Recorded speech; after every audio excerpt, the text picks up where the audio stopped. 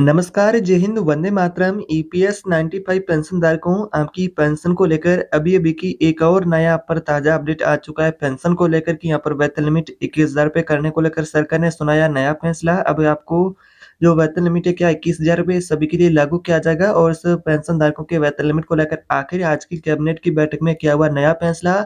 तो सारी जानकारी आज के इस वीडियो में डिटेल से जानेंगे। तो ईपीएस 95 मिनिमम पेंशन पर यहाँ पर बहुत बड़ा गुड अपडेट आप सभी ईपीएस 95 78 लाख पेंशनभोगी उनके लिए जारी हो चुका है केंद्र की सरकार से।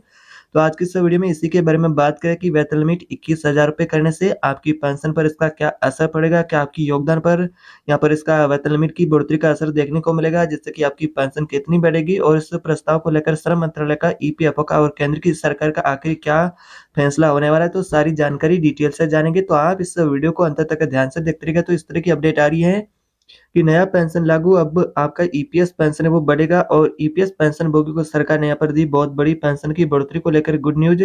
अचानक हुई कैबिनेट की बैठक और 4 नई घोषणाएं भी हुई है। तो 4 नई घोषणा के अनुसार अब आपको पेंशन कितना मिलेगा, कि आपकी पेंशन की बढ़ोतरी 3 चरणों में होगी और नया टेबल भी बताया जा रहा है। इसके बारे में भी पूरी सच्चाई को जानेंगे।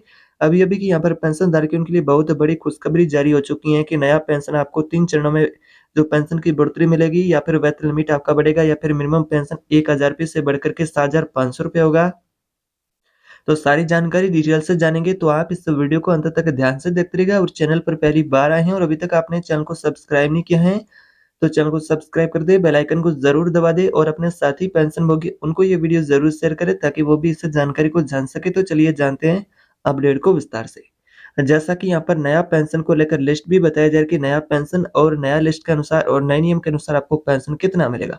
और यहाँ पर इतनी आपकी पेंशन की बढ़ोतरी होगी, जो पेंशनभोगी मांग करे कि 7,500 रुपए की यहाँ पर पेंशन बढ़ेगी या फिर 9,000 रुपए की पेंशन बढ़ेगी। तो इसको लेकर ये लिस्ट भी बताई जा रही है, जिसमें कि 8,500 रुपए, 10,000 रुपए की पेंशन। तो ये फायदा किनको मिलेगा, इसके लिए क्या नए नियम शर्तें रहेंगी, इसके बारे में जानेंगे वीडियो में विस्तार से। जैसा कि कैबिनेट की बैठक से पेंशन के प्रस्ताव को यहाँ पर पास किया, ऐसी अपडेट मिली है। और जो पेंशनधारकों का प्रस्ताव था उसको लेकर वित्त मंत्री का कैबिनेट की बैठक से भी ऐलान बताया जा रहा है कि 10 साल की सर्विस के बाद अब आपको नया पेंशन है कुछ इस प्रकार मिलेगा, जैसा कि 1,000 रुपए, 3,000 रुपए और आपका 5,000 प्लस डीए का पेंशन आपको मिलेगा। और डीए की मांग और मेडिकल की मांग पेंशनभोगी उनके साथ में बनी हुई है कि सरकार पेंशन की बढ़ोतरी के साथ में ये 2 नई सुविधाओं का भी पेंशनभोगी उनको लाभ दिया जाए। जो कि बुजुर्ग लोग हैं उनके पास रिटायरमेंट के समय कमाई का जरिए मात्र एक पेंशन होती है।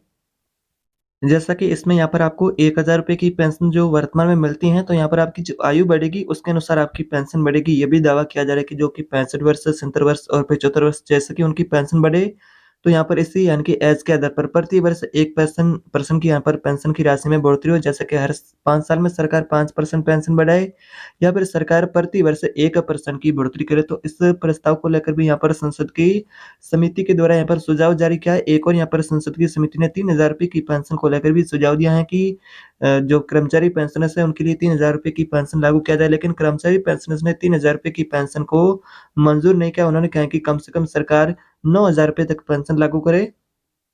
लेकिन यहाँ पर प्राइवेट कर्मचारी है उनके लिए सरकार के द्वारा एक बार फिर से यहाँ पर बहुत बड़ी यहाँ पर मौजूद जारी होने वाली है, क्योंकि यहाँ पर जो पेंशनधारकों का प्रस्ताव था उसको लेकर श्रम मंत्रालय ने एक और नया प्रस्ताव वेतन लिमिट को लेकर केंद्र की सरकार को यानी कि वित्त मंत्रालय को सौंपा है, जिसके अंदर पेंशनभोगी की जो कि यूपीएस है आपकी सरकारी कर्मचारियों के लिए जो पेंशन उनको मिलेगी प्रतिमाह, वही पेंशन प्राइवेट कर्मचारी उनको भी 10,050 रुपए की पेंशन मिले और साथ में डीए और मेडिकल लाभ पेंशनभोगी अन्य मांग करे वो भी उनको दिया जाए। और यहाँ पर दूसरा मांग यहाँ पर वेतन लिमिट को लेकर भी किया गया कि वेतन लिमिट की अभी बढ़ोतरी मिले। इन दोनों प्रस्ताव को लेकर यहाँ पर अब चर्चा तेज हो चुकी है कि यहाँ पर 10,050 प्लस आपका जो पेंशन है वो उसके साथ में डीए मिलेगा, या फिर आपका वेतन लिमिट है 15,000 रुपए से बढ़ा करके 21,000 रुपए किया जाएगा, जिसके अनुसार आपका योगदान होगा उसके अनुसार आपको पेंशन मिलेगी। तो ये दोनों प्रस्ताव जिसको लेकर चर्चाएं एक बार फिर से तेज हो चुकी है कि पेंशनधारक है उनको यहाँ पर जल्द बड़ी गुड न्यूज़ देखने को मिलेगी। पेंशनधारकों के लिए इस तरह की अपडेट बताई जा रही है। तो यहाँ पर पेंशन पर आया नया अपडेट और पेंशन के वेतन को बढ़ा करके जो 15,000 रुपए से 21,000 रुपए करने पर यह बात सामने आई है। नया अपडेट आया है जिसके अनुसार आपको बता दें कि आपका ये वेतन लिमिट 15,000 रुपए से बढ़ा करके 21,000 रुपए किया जाएगा। तो उसके अनुसार आपका योगदान कितना बढ़ेगा? अभी योगदान आपका 1,500 रुपए होता है। 15,000 रुपए की वेतन लिमिट से यहाँ पर बात करें तो 1,249 रुपए का ईपीएस में जो आपका योगदान होता है और 550 रुपए का जो कि ईपीएफ में योगदान होता है। तो इसी तरह अगर आप देखा जाए तो आपका जो कहे तो योगदान है जो ₹1800 टोटल होता है, तो वैसे में अगर आपका वेतन लिमिट बढ़कर के 21,000 पे होगा, तो यहाँ पर आपका योगदान सीधा ही बढ़ कर के ₹2520 होगा। तो यहाँ पर योगदान बढ़ेगा, तो यहाँ पर आपका जो सैलरी में यहाँ पर कमी आएगी, जो आपको मिलेगा उसमें यहाँ पर कमी आएगी, लेकिन यहाँ पर आपको रिटायरमेंट के समय पेंशन अधिक मिलेगी, आपकी बचत अधिक होगी, रिटायरमेंट फंड अधिक होगा। तो यहाँ पर कर्मचारी पेंशन योजना को लेकर रोज़ाना नई-नई बातें सामने आ रही हैं।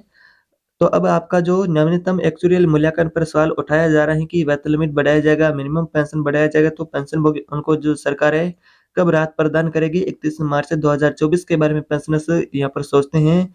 इस पर यहाँ पर एक पेंशनभोगी यहाँ पर रामकृष्ण पले ने लिखते हुए कहा है कि एचपीसी को भी जो कर्मचारी पेंशन योजना की कमी के बारे में पता था, लेकिन यहाँ पर पेंशन पर आगे यहाँ पर बताया कि उन्होंने सिफारिश की है कि बजटीय सहायता के अधीन थी। अरुण जेटली के समय वित्त विभाग ने भी प्रस्ताव वापस कर दिया था। उसके बाद टेम्स ब्रिज के नीचे यहाँ पर बहुत पानी बह चुका है, इस तरह का उन्होंने व्यंग्य किया। तो ऐसे विचार से अगर पिछले 10 वर्षों में यहाँ पर मुद्रास्फीति और वेतन वृद्धि को देखते हुए पेंशन योग्य वेतन सीमा को 21,000 रुपए करने के यहाँ पर अधीन बताया जाए कि इस प्रस्ताव को पहले भी यहाँ पर पेंशनभोगी ने मांग की थी, खारिज कर दिया था पेंशन के प्रस्ताव को वित्त मंत्रालय ने। तो बिना किसी अतिरिक्त बजटीय सहायता की 3,000 रुपए की पेंशन को लेकर भी यहाँ पर सुझाव मिला है संसदीय समिति से कि यहाँ पर पेंशन बढ़ा करके 3,000 रुपए किया जा सकता है। तो फिर यहाँ पर पेंशन धारक है उनकी बढ़ी हुई आवक और बढ़ी हुई निकासी का ध्यान रखेगी और जब अधिकतम पेंशन की वेतन लिमिट 21,000 रुपए हो जाता है, तो उसके अनुसार आपका स्वचालित रूप से यहाँ पर बात करें पेंशन की तो 3,000 रुपए की न्यूनतम आपको पेंशन के लिए आप भी हकदार होंगे। तो फिलहाल अभी जो पेंशन को लेकर इस तरह की अपडेट मिलेगी यहाँ पर पेंशन को लेकर सरकार के द्वारा ईपीएफओ के द्वारा और यहाँ पर पेंशनभोगी उनकी माँग भी यहाँ पर कहे तो सरकार के पर जो पेंशनभोगी उनका दबाव भी बढ़ रहा है कि सरकार यहाँ पर पेंशन के प्रस्ताव को लेकर अंतिम फैसला करे।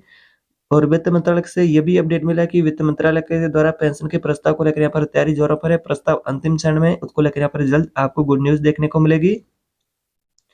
अतिरिक्त बोझ केवल पुराने पेंशनभोगी उनको नहीं, कुछ नए पेंशनभोगियों के संबंध में भी होगा, जिससे कि कर्मचारी पेंशन योजना का वहन करने में सक्षम हो सकता है। जैसे कि पेंशनभोगी पीके कपूर यहाँ पर लिखते हैं कि कर्मचारी पेंशन योजना पेंशनर से पेंशन की बढ़ोतरी के मुद्दे पर झूठे वादे क्यों किए जा रहे हैं? तो यहाँ पर पेंशनधारकों के लिए जो इस तरह के बहुत सारे उन्हें आश्वासन मिले, तो सरकार क्या इस आश्वासन को पूरा करेगी या फिर पेंशनभोगी उनके लिए झूठा वादा होगा? तो यहाँ पर जो फिलहाल संकेत इस तरह के मिले कि यहाँ पर आपको दीपावली पर अब कुछ ही दिन बचे हैं दीपावली में, 1 या फिर 2 दिन का यहाँ पर आप सभी को अपडेट देखने को मिलेगी 1-2 दिन के अंदर। अभी इसको लेकर तैयारी जोरों पर है, संकेत इस तरह के मिल रहे हैं, यहाँ पर आपको गुड न्यूज़ देखने को मिलेगी।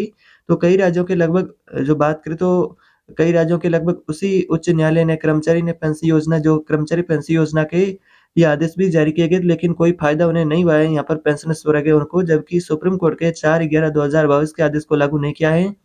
तो ये सर्वोच्च न्यायालय के फैसले का पालन न करने के लिए अज्ञानता और न्यायालय की अवमानना का मामला है। पेंशनर्स संगठन सर्वोच्च न्यायालय में जाए तो यहाँ पर अधिक प्रभावी होगा, लेकिन फिलहाल अभी पेंशनभोगियों ने आश्वासन को लेकर यहाँ पर एनएसयू के अध्यक्ष अशोक रावत ने भी कहा है कि सरकार ने हमारे को आश्वासन दिया, तो कुछ समय सरकार को भी लगेगा नई नीति बनाने में। और यहाँ पर श्रम मंत्रालय से भी ये संकेत मिला कि सरकार पेंशन को लेकर नई नीति बनाई तो सरकार को भी कुछ समय लगेगा, लेकिन अब यह देखना होगा कि यहाँ पर आपको नए साल में ये तोहफ़ा मिलेगा या फिर अब इस त्योहारों के सीजन यानी कि अब बात करें इसी महीने में यहाँ पर आपको जो बात करें 30 तारीख हो चुकी है, तो ये क्या आपको अब 1 दिन में यहाँ पर आपको तोहफ़ा मिलेगा या फिर पेंशनभोगी उनके लिए 1 नवंबर को यहाँ पर सरकार ऐलान करेगी। उम्मीद की जा रही है कि दीपावली पर यहाँ पर आपको तोहफ़ा दिया जाएगा, लेकिन इस तरह की यहाँ पर मीडिया रिपोर्ट के अनुसार अपडेट मिली।